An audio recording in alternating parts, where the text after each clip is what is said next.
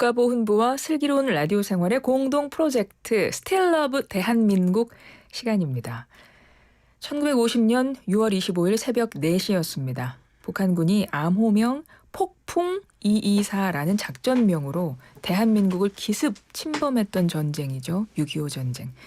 오늘 스틸러브 대한민국 제4화의 주인공은요. 이 전쟁에 직접 참전했던 참전용사이십니다. 대한민국 6.25 참전유공자회 손희원 회장님 스튜디오에 모셨어요. 회장님 안녕하세요. 아유, 안녕하세요. 반갑습니다. 네, 어서 오세요, 회장님.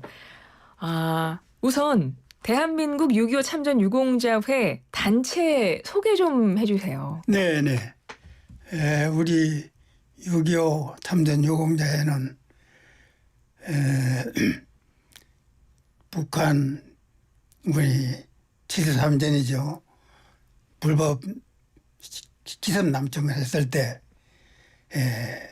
우리나라가 아주 누라나 위기에 처했습니다. 그때 나라를 구하온 그리고 지켜낸 이 호국 영웅들이 다시 뭉쳐서 호국 안보 활동을 하고 있는 그런 단체입니다. 네. 예. 6.25 참전 유공자회 회장님이십니다. 예. 손희원 회장님이시고요. 회장님 들어오실 때 제가 회장님께 눈을 뗄 수가 없었어요. 오늘 입고 나오신 의상에 대해서 좀 설명 좀 부탁드려요, 회장님. 네. 너무 멋있으십니다. 그렇습니까? 예, 고맙습니다. 예, 이 제복은 우리나라 대통령께서 네. 그것도 정부에서 그동안 6.25 때지만 나라를 위해서 희생하고 헌신하신 그 노병들을 잊지 않고 동경하는 뜻으로 이것을 마련했습니다. 작년 6월 14일이죠. 네. 영빈관에서 그때 이제 참전유공자와 그리고 이제 국가유공자 가족 이런 분들을 모시고 일회를 했습니다. 그 자리에서 6.25 대표인 저하고 우리 동료 2명, 3명에게 대통령께서 직접 착복식을 해주셨습니다. 정말 감사한 일이고 고맙게 생각하고 있습니다. 그 후에 이제 전국적으로 각 지방자치단체장들이 이제 착복식을 하고 그다음에 이제 참석 못한 분들은 보훈부에서 전부 이제 배송을 했습니다. 네. 그래야지 모두 이걸 잊게 됐죠. 예. 국가 유공자 분들께 제복을 네. 나라에서 이렇게 드린 건데 지금 쓰고 오신 모자도 함께 그날 받으신 건 아니죠? 모자는 이거는 우리가 해외에서 마련한 겁니다. 6.25 참전유공자라고 지금 써 있는데요. 네. 너무 멋지신데 사실 저희가 YTN 라디오가 지금 유튜브 채널로 보이는 라디오로 나가고 있거든요. 그래서 회장님이 모자를 쓰셔서 그 모자 쓰신 모습도 너무 멋있으시지만 이게 모자 창이 조금 크네요. 그래서 회장님이 얼굴이 자세히 좀 안 보여서 회장님 모자를 좀 벗어주실 수 있으세요? 네, 안 그래도 좀 벗고 싶습니다. 오늘 더워요, 회장님. 요즘에 밤에 잠도 못 자고 너무 더워서 그렇대요. 네. 감사합니다, 회장님.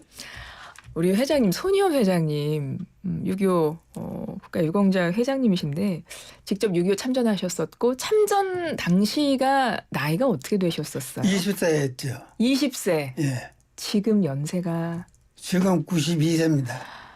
예, 청취자 여러분, 6.25 참전 용사이신 20살 때 6.25에 참전해서 나라를 위해 싸우셨던 손희원 회장님, 92세의 지금 회장님으로서 이 자리에 나와주셨는데 다시 한번 오늘 출연해 주셔서 너무 감사드리고요. 저희 슬기로운 라디오 생활에 많은 분들이 정말 나오시는데 최고령 출연자께서 나오셔가지고요. 제가 몸둘 바를 모르겠습니다. 혹시 불편한 거 있으면 방송 중에라도 알려주시면 제가 바로 잡도록 하겠습니다. 늙은 사람을 이렇게 불러줘서 고맙습니다. 아닙니다. 그리고 아까 그 말씀을 드리라고만 뒀는데 네. 그 제복에 대한 그 반응은 설명을 좀 드릴까요? 네, 말씀해 주세요. 네. 이런 기회에 말씀드리면 이 제복을 입은 우리 회원들이 굉장히 긍지를 가지고 아. 자부심을 가지게 됐습니다. 네. 옛날에는 그 조끼 같은 거 간단하게 우리가 맨들한 걸 입고 다니다가 아. 이 제복을 입으니까 돈이 더 있고 예, 예. 분명히 더 유지되고 그랬습니다. 그런데 이 제복을 입고 이제 시내 볼 일이 있어 나간다든지 안 그러면 식당에 가족과 같이 이제 가서 식사를 하고 또 뭐 카페도 가고 이런 네, 게 네. 있는데 저한테 들리는 보고는 우선 시민들이 알아서 오셔가지고 인사를 한답니다. 아이고 아직까지도 참전용사들이 6.25 예. 살아 계시냐고 제복을 입고 계신 거를 보고 와서 예. 인사를 하시는군요. 놀러가지고 이제 인사를 하고 존경심이 발로죠. 네. 그리고 어떤 경우는 식사하고 나면은 다 손님께서 모르게 식대를 대납하고 가시고 며칠 전에 또 보니까 홍문에는 카페 가서 이제 가족들이 이제 무슨 밑에 이거 입고 나가서 하는데 커피를 먹고 있는데 케이크가 들어온다는 거예요. 뭐 케이크가. 예, 케이크. 우리는 이거 좀 신청하지 않았다. 네. 그랬더니 아닙니다.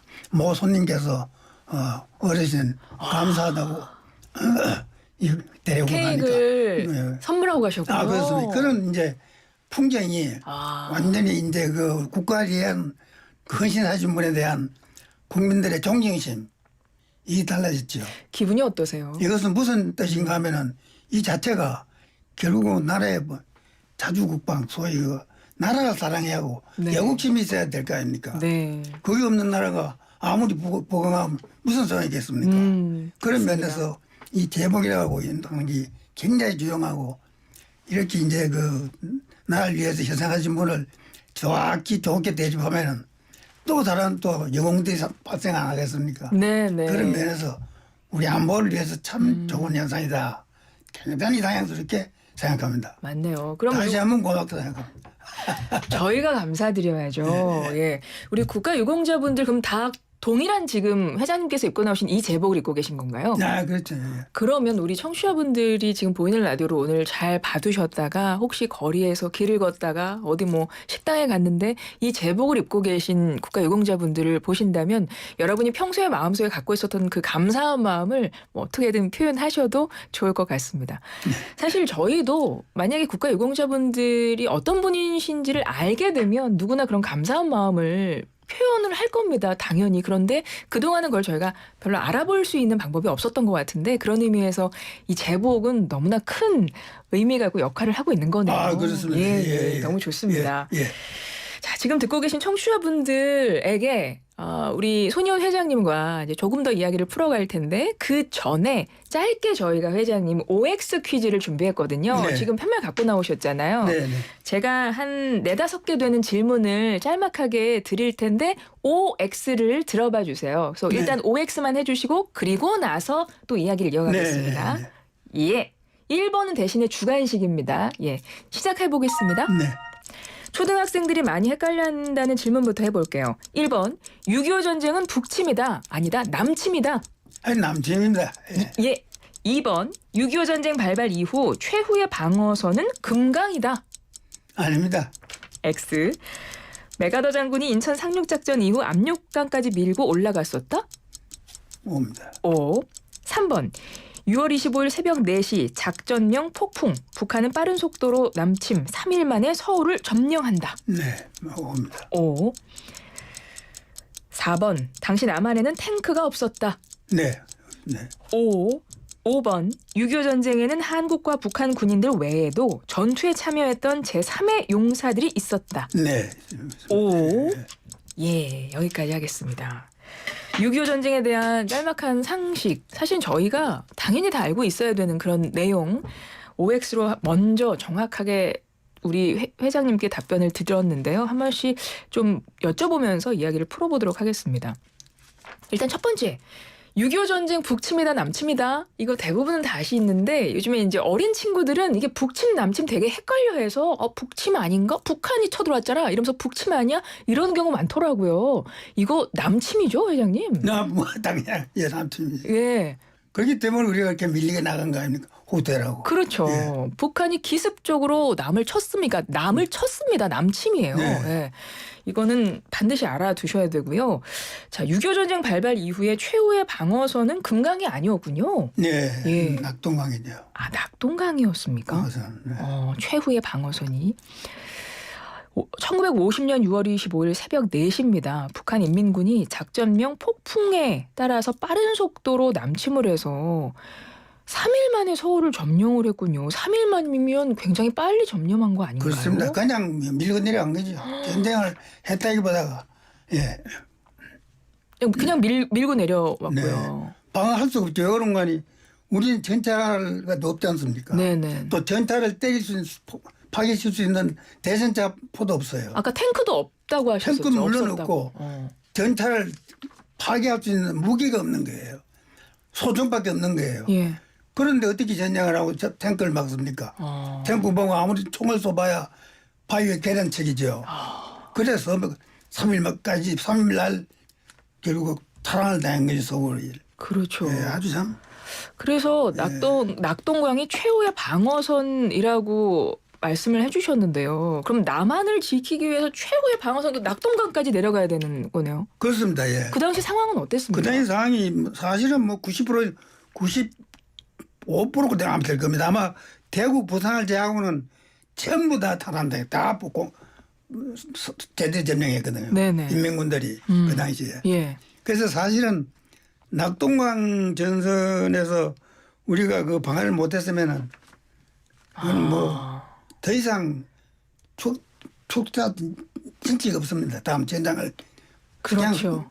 부산 소위 그 부산 그냥 바다에 그냥 빠지든지 다 죽든지 안 그러면 한국 가는 길밖에 그런 정말 그렇습니다. 최후의 그 절체절명의 그런 낙동강에서 지켜냈군요. 예, 그 당시 네. 그 다부동 전투라는 게 있었는데 네, 그게 가장 치열했던 전투라면서요. 그렇습니다. 다부동 전투가 아마 그 전투에서 뭐 패했다면은 아까 말씀드린 대로 오늘날 대한민국이 아마 존재하겠느냐 이런 생각도 해봅니다. 그러니까 예, 참 대단한 그 전쟁, 저 중요한 전쟁인데 그 당시 이제 백선엽 장군께서 그 당시 일사단장으로 네. 계시면서 사투를 하고 백병전을 해서 정말 인민군을 물리치고 정말 반격할 수 있는 기회를 얻게 된 거죠. 그래가지고 처음으로 이제 공격을 하고 서울도 탈환하고 그해 10월 1일 날 이제 38선 돌파하고 이런 뭐 그때도 그때 전투라기보다도 계속 우리가 후퇴한 것처럼 저놈들도 그냥 캐드로 도망쳤으니까 그렇군요. 계속 밀고 올라간 거예요. 예. 그래가지고 이제 사실은 압록강까지 예, 우리가 도달한 거 아닙니까? 그때? 그러니까요. 그러니까 예. 메가더 장군의 인천 예. 상륙작전 이후에 그때 그래서 이제 압록강까지 밀고 예. 올라갈 수 있었군요. 그 당시 그 우리 병사들이 압록강물을 떠가지고 온 것을 이승만 대통령께 드렸다는 그런 일화도 있습니다만 그렇게 됐는데 이제 중공군들이 이제 그 당시에 한 80만 명인가 100만 명 정도로 네. 저는 기억하는데 알겠습니다. 이제 침공을 당해가지고 후퇴를 하고 그렇습니다. 그래서 낙동강 전선을 지켜냈던 다부동 전투, 그 굉장히 중요한 전투였는데, 대단하죠. 그래서 6.25 전쟁 이번에 최초로 대구에서 열렸는데 그 의미가 있었던. 바로 그 의미가 기념식이죠. 금방도 말씀드렸지만은 국가의 명운이 달린 그 전투가 다부동 전투인데 그 전투를 다시 한번 국민들에게 상기시키고 네. 기억할 수 있도록 그렇게 하는 의미도 있고 네. 또 이 대구라는 데가 금방 말씀드린 대로 임시정부고 한 번도 저기 발도 대리지 못한 그런 그랬군요. 대구가.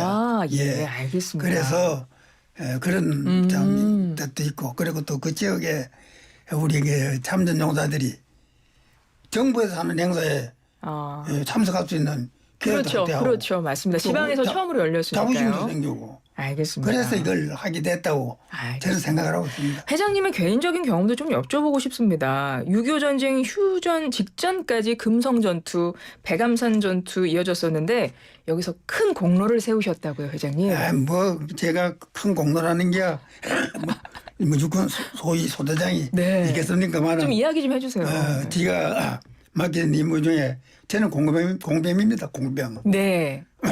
공병은 사실 뭐 집도 짓고 옛날에 뭐 경부 고속도로도 공병이 딱 투입해서 네. 어려운 공간에 했었지만 그런 식으로 전투 시에 전진할 때는 우리 공병이 제일 앞에 나가야 됩니다. 아, 그렇군요. 통로를 계속해야 되고. 아, 그렇군요. 예, 그리고 강이 있으면 부교를 설치해야 되고 교량이 파괴됐으면 복구해야 되고 뭐 이런 걸 했기 때문에 선두에 나가야 되고 선두에 나가야 되고 후퇴할 땐 또 후퇴할 때도 마지막까지 있어야 되겠네요. 그렇죠. 아군이 다 출사한 후에 이제 교량을 폭파하든지 항항다리 폭파하는 식으로 그때 항항다리를 철고 6.25 때 예. 폭파 안 했으니까 그게 공병이 한 거죠. 그렇군요. 예, 그렇게 이제 폭파하고 도로도 이제 폭발을 해가지고 저게 기동을 못 하도록 하는 게 공병입니다.